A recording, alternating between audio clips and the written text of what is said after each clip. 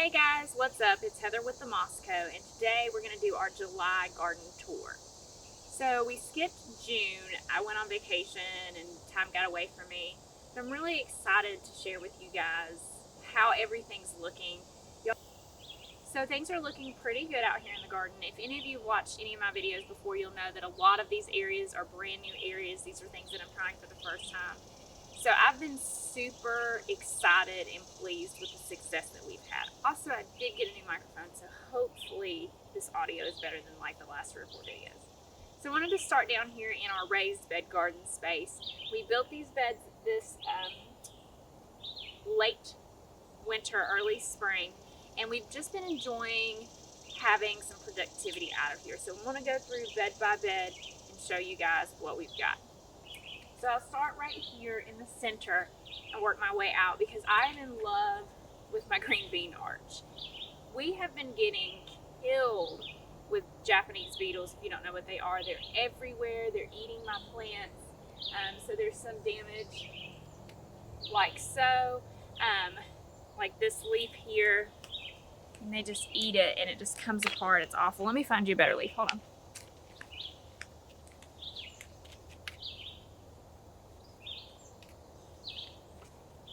Like this. This is what they do. They just decimate a plant, just chew through the leaves. And I should have put like a Japanese beetle trap out. They do make those and they're pretty effective. But they're a nuisance and they're everywhere. So this is what we've got. But we've got this beautiful green bean arch and there's beans all over it, and I've been harvesting these beans. And I made some dilly beans. These are Kentucky Wonder pole beans. I planted them from seed in this area. There's one of the beans. Let's see if it'll focus on it. Just super happy with it. I'm gonna pick some more today and put them. I made some refrigerator dilly green beans with like vinegar, sugar, water, and that was the first time I'd had them. And me and my best friend Christy ate them, and they were amazing. And I've just been sticking more beans down in there. So on this side, we have the Kentucky Wonder pole beans. They're doing great. And behind it, we've got our corn. Our corn got blown over pretty bad in a storm. And I should have come back up here and like staked it back up. But I didn't. So it's looking a little worse for wear. I was hoping to be able to use this in decorating. I don't think I'm going to have quite enough for that. But we are getting some corn. I've got some corn here. And here it's got tassels, it's forming ears. So we'll at least get enough ears probably to eat a meal off of. So it's really exciting. I've never grown corn before, and so just to be able to have it is just really wonderful. On this side, we've got our cucumbers. These are for pickling, and I've got one here that's about ready to pick. I'll probably pick it today or this afternoon. And then I've got several that are forming, and it took a long time for this to get going. I started this from seed as well. And it took a long time for it to get going, but it's starting to come up the trellis and meet the other way, and it's just, this to me is super magical. Down here we've got a zucchini plant, and it's doing what zucchini plants do, which is get huge and gorgeous. We have picked probably 5 or 6 off here and eaten them all. I've got another one down here that's forming, 2 or 3 more down here, but I love the way that it's just spilling over and looking lush and beautiful. I'm really happy with it. Let's go to this side, to this bed. I'm going to turn the camera a little bit. Over in this bed, I'm just so in love with zucchini plants. They just make such beautiful, big, lush plants. It makes you look super successful in your garden. And then I've got a couple squash plants right here that I planted from seed. And they've got a couple squash on them that I need to go ahead and pick and use as well. I like to fry my squash, just slice them. Dredge them in flour and then fry them in some canola oil or vegetable oil or whatever it is you have in a hot pan. That's summer deliciousness at its best. I do want to make some squash casserole as well, so that'll be really fun. So let's move over to this bed here. We can take a look at our tomatoes. So in this bed here, I've got my tomatoes. These are on kind of a Florida weeds method of trellising, and I have kept them pruned up decently tight, because this is really a small place to have what we have in here, 4 tomato plants, and then there is a cherry tomato on the end. But I really wanted to be able to grow these 4 varieties, and I knew I might be sacrificing a little bit of productivity by having them so close together. but I wanted to be able to have the 4 varieties, and I was okay with that. So the first one over here is a San Marzano. I've gotten several, a handful. Usually I get at least 2 to 3 a week tomatoes off here, but there's so many that are forming and ripening right now and looking really brilliant and amazing. And I can't wait to have enough to make some salsa. That's really what I want these for, is to make some salsa. I would love to have enough, or big enough garden space eventually, to grow multiples of these plants, to be able to can some salsa and can some like diced tomatoes, and that's what these are really great for, because they have a low water content. But we're not there yet, and I'm just happy to have what I have. So the next one that I've got is a Brandywine Pink, and I've got several growing on it, it appears. These are all kind of intertwined, but I've got one right here that's a good size, but none of them have ripened yet. It got really hot here, and to my knowledge that slows down the ripening process. Once it gets above a certain height of temperature, it's harder for them to ripen. And so we haven't had those ripen yet, but they are growing and looking amazing. The next one that I've got over here is a Cherokee Purple, and we've got one right here. I have had several off these. I don't think I'm letting them get ripe enough before I pick them though. And so I'm gonna let this one hang out. I am dealing with a little bit of slug issue, so I'm having to keep my eye on it. I might have to put some more bug and slug killer out. And then finally I've got a Green Zebra. And again, we've got several of those on the vine, but I don't know that any of them have ripened yet. So I'm really looking forward to, this one's getting kind of close. It's looking a lot more like it's ready. It's kind of hard still though, so I'm just checking on it. But I'm just keeping these pruned up quite a bit, keeping them lashed to these T-posts, and keeping water to them. Everything in this garden bed, we started with a raised bed mix. We topped it with some compost, and we planted everything with Espoma Biotone starter fertilizer, and then about once a month I'm coming in with some Espoma Garden Tone as well, and giving the plants a little boost there. The last one that we've got for the tomatoes is this, and this may all be getting too much, is this here.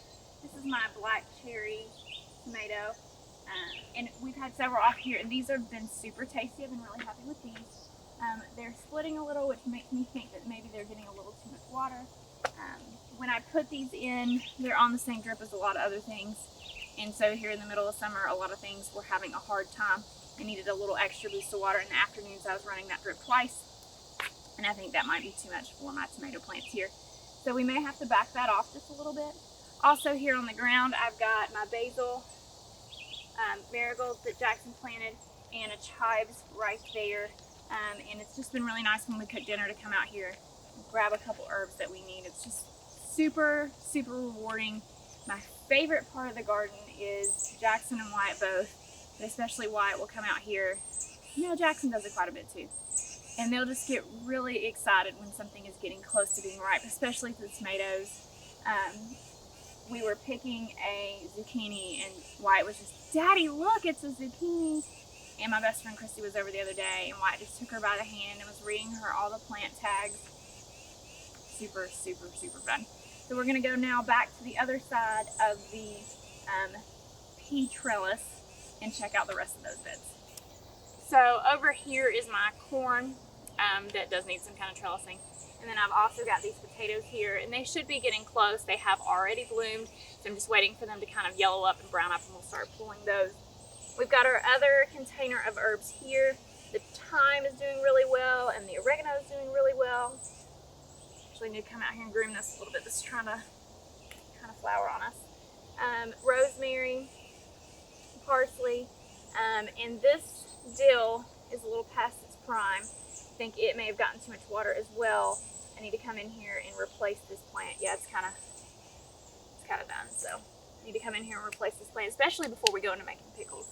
This is where we had our carrots and our onions that we harvested, and I have started some seeds for zinnias. I started in some sunflowers at the end as well, so that we can get some pretty color in here as well. Later, we will put garlic on this half of the bed, or we might put the garlic here where the potatoes were and put something else there, but that's what's going on with that. So now we're going to move up to the garage area and check out the pots that we've got over there. So now we've walked up our driveway here.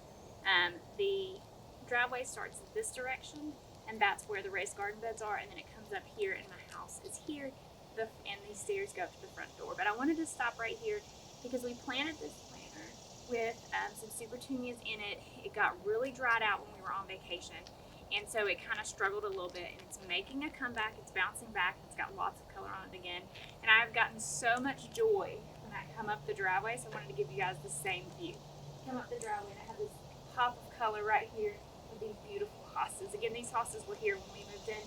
I've always loved this hosta bed. I would really like to pack it full of daffodils for this spring, so that it can just be this beautiful pop of yellow. And I've got my Japanese maple here, which I still need to plant out. I got it for my birthday in April, but I'm clearing out the new bed.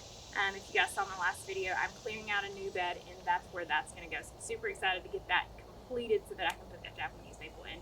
I've just really been enjoying the view of that pop of color. So let's turn this way now and look at this wall. This is the door that we go in most often, and we can look at the containers we planted there. So this is the door that we go in most often, and this is where we planted. I planted this container up in a video. I think I mentioned that I was looking forward to the blue blooms, but I did not put any soil acidifier in here, so they're pink, and I kind of love that. We are fortunate enough in this area to have really acidic soil, which is great for our hydrangeas. They always bloom blue, but I've never bloomed one pink, so it was a nice surprise that that happened. But I have gotten the most joy out of this container here this summer. The hydrangeas started blooming. My heuchera is doing really good.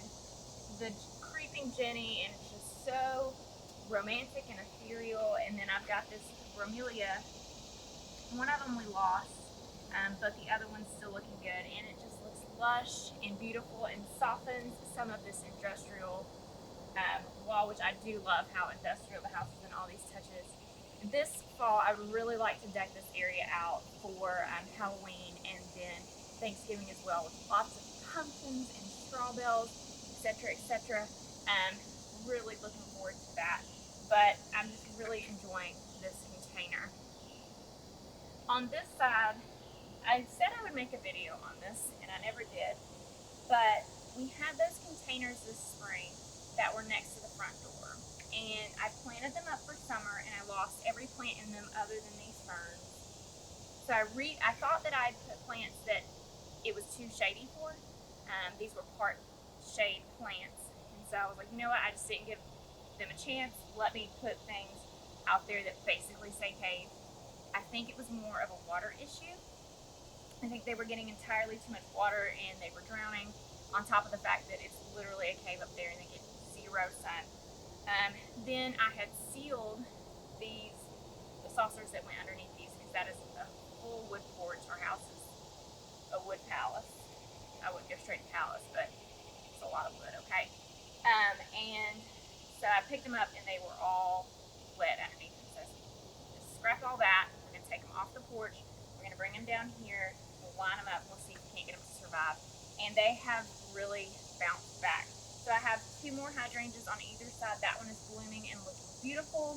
The ferns that we put in here for spring, and it's getting a lot of new, fresh growth on it. Then we've got some hostas here. There's some ivy in here and some more hostas. Beautiful heuchera here, and this wishbone flower, which I almost lost all of this. It was looking terrible, but bringing it down here, getting it on some drip, not giving it too much water. Even my geranium, the coral geranium there that Jason loves so much, he picked that one out.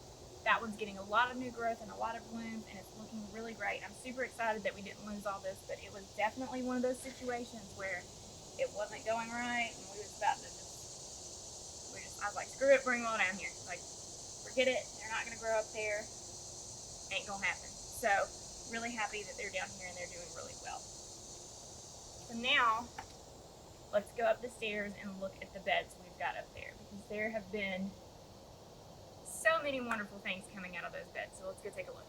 So here we are up the stairs, and as you come up the stairs from my driveway, we have created this little alleyway of color and interest, and I'm in love with this. I actually go out my front door a lot more just to see this. So as you come up the stairs, this is exactly where that planter is, full of supertunias that trails over just a little bit, and you've got that little bit of color. And then you come up and we've got some zinnias here. on your right hand side. And I seeded a whole packet of zinnias, and not as many came up as I wanted, but I do have a handful here, and they're tall and beautiful and putting out flowers that I've been able to come in and use. And I've got coleus on this side. I've got this beautiful Helena von Stein, I guess that's how you say it, lamb's ear here that just kind of cascades over with its silvery, soft, feathery leaves. These beautiful supertunias here. So we've got Supertunia Bordeaux, Supertunia Honey, and Supertunia Fuchsia, just this bright swath of color. We've got our cardinal roses back here, and they also have been severely attacked by the Japanese beetles. But we've gotten several blooms off them, and they're in a lull right now, but there's some buds on them. They're fixing to bloom again. And then we've got our dahlias that we planted here, and I've got 2 that have started to bloom. The other 3 are kind of catching up, so hopefully soon they'll be there. But I'm loving this area. These black-eyed Susans, or I think it's a Rudbeckia, super bright swath of happy color when you come up here, and it just feels like this cozy trail, and I am in love with it. So let me take you a little spin around now the front. So you turn the corner here, and this is the bed that's the front. These are the stairs up to my porch in my house. And I have been really in love with several things up here. Really happy with this sweet potato vine. It's just filled in this area and looks lush and beautiful. Really happy with it, especially with the contrast of these roses here. These are knockout roses that we've been condensing down, and this coleus. I put a lot of annuals in this space because we're going to do something next year that I'm worried if I put some permanent plants in here that they might get demolished. And so we just put in, I've got these nasturtiums here that have been growing and looking amazing, and this beautiful sweet potato vine, and these drifts of this beautiful coleus, and just loving how lush and beautiful it is up here. And it's just really a joy to walk out this way. These 2 plants together, just magic for me. We also have our walkway pots that we've planted up several times. We put several types of